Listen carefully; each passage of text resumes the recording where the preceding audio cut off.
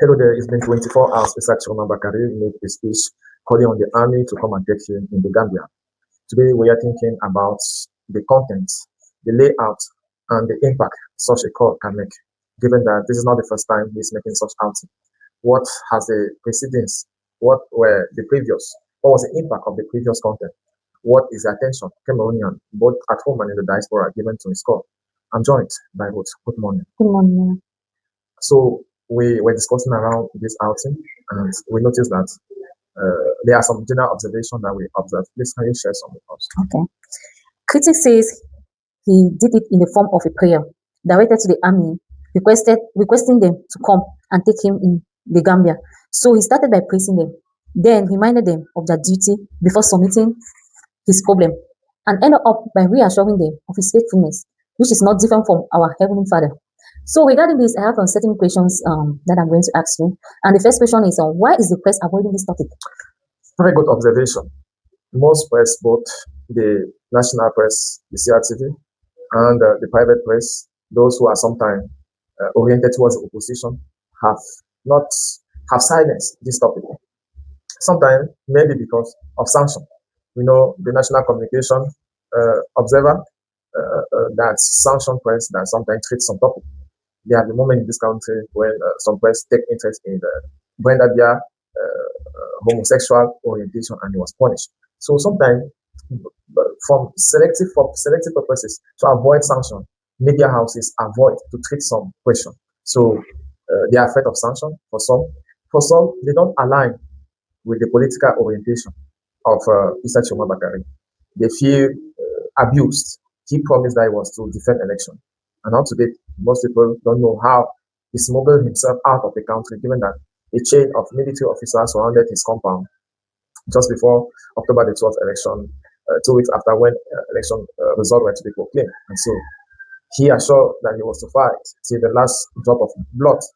And suddenly we started hearing that he has left the country without proper notice to the people who defended him. So there is that personal frustration, personal anger, resentment people are having, including the press, towards him, that has resurfaced. You want to know, Issa Tchiroma Bakary background is one who have worked with the government, was a staunch defender of the regime in place.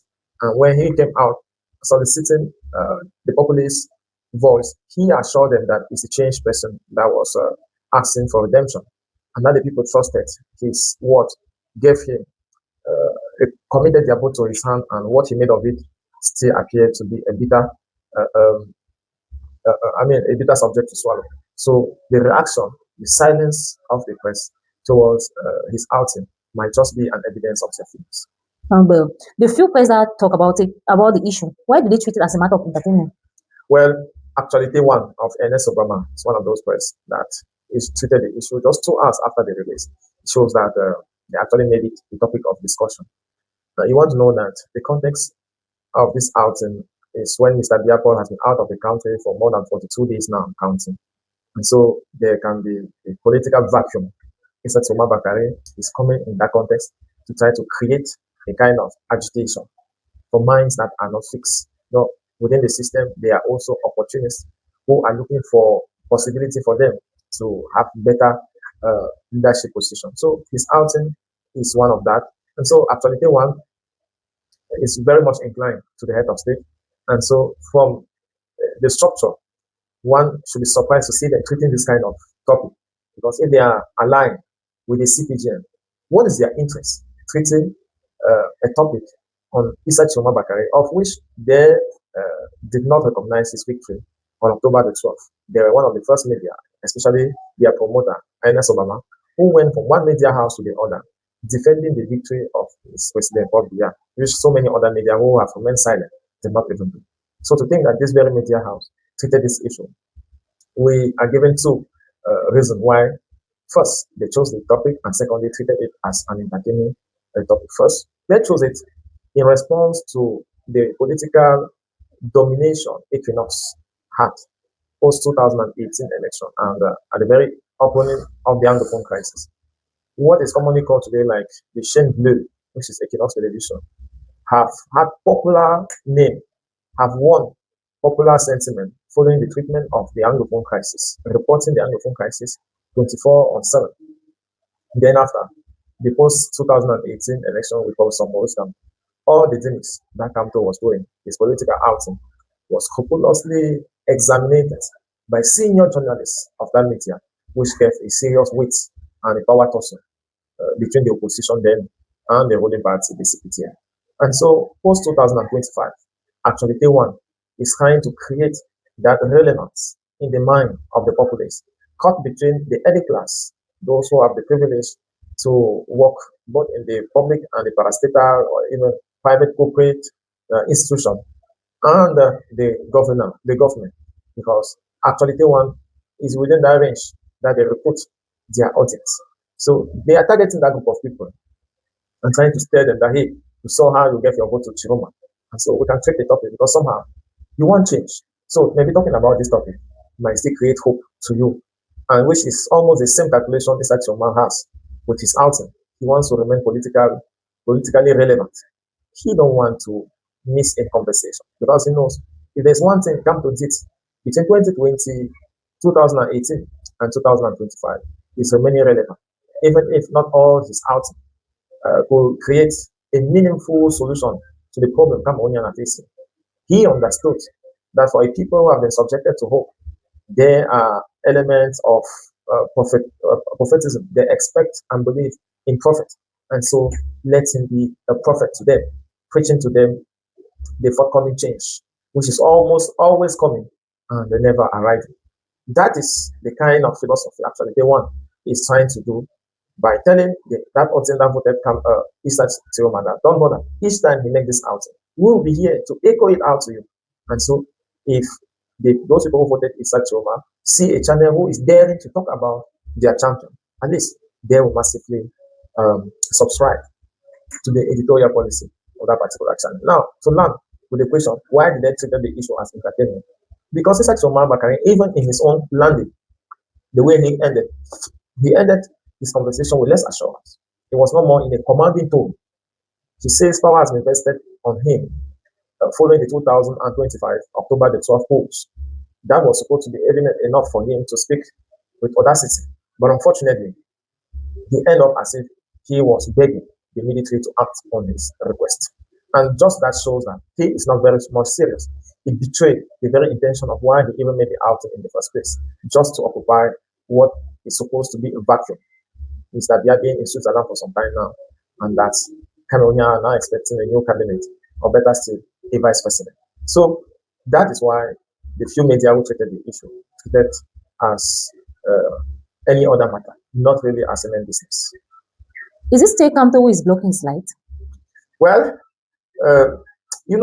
when a man cannot fully occupy the heart of a woman, he starts suspecting that maybe her previous relationship is still making way into the woman's head. It can be true. Kamto hasn't back up. Neither has he supported Tchiroma in any way or the other. All he's doing is trying to come out with his philosophical thoughts every Monday and from time to other organize press conferences. All this confuses Tchiroma's position, who is not in the country and being thousands of kilometers away from Yaoundé. Is a signal that he cannot have a retouch on the reality of Cameroon. And reported speech are never truly exact to 100%. He's doing his best, and yet, come to being in Yaoundé, he feels that this guy might still be, especially that is a guy who has won the vote of those Tchiroma is targeting. Yes, people who want change, peuple du changement, as it's commonly said in French. So, just his presence in Cameroon is already a serious stone in the show of Tchiroma targets. That is why we see Tchiroma Lieutenant on social media trying to vindicate Kamto as a way to fragilize his machine and impose theirs. But it's taking longer than they expect. When Cameroonians are seeing this language of we want to see our children grow up, is it not contrary to the desire for change? Well, that is fear, and fear has been instilled by the ruling party. Issa Boha, who is in the Gola Central Prison, New Bel, it's just one of a recent example, who's despite his toe problem, his health condition, people are now announcing he's been programmed for death, just like the late Issa Tchiroma. These are communicational strategy that the government uses to stir fear in people's mind, and who finally prefer to give up on battles that they started with the aim of change. So at a certain point, if they are not visible enough, if they are not courageous enough to see the reality, their relatives sometimes point it to them that see what is happening to X and Y. We don't want you to be like them, or we don't want these children to grow up without seeing their father. That is how you see grown-up men, educated men, sometimes men that you see as your hero, making statements like, I want to see my children growing up, without undermining the fact that observing your children growing up will be one of the most precious things a father figure who have. But now, those who seek for power must shun social and emotional feeling. This is a prescription that were made so many centuries in the Socratic era and is still very much relevant today. It's just a reminder that in the context of change, or in a system of dictatorship, the just are in prison. Why? Liars fight themselves to be free. But how much freedom can we have in a system where major sources of state funds have been captured by individual families and that the majority are left to crumble in poverty? I think that takes us to the end of this other capsule on Issa Tchiroma's outing to the people of change. So you people of Northwest and Southwest, peace-loving people who were majority who in your majority joined project of change, led by some Anglophone elites. A real time to question them about their early promises is now. They said Tchiroma was to arrive at Etoudi within 6 months. This is time for balance sheet. It was Cyril the mayor and giving you appointment very soon. Still within in a small screen on your phone. Until then, stay out of trouble. Ciao. Bye bye.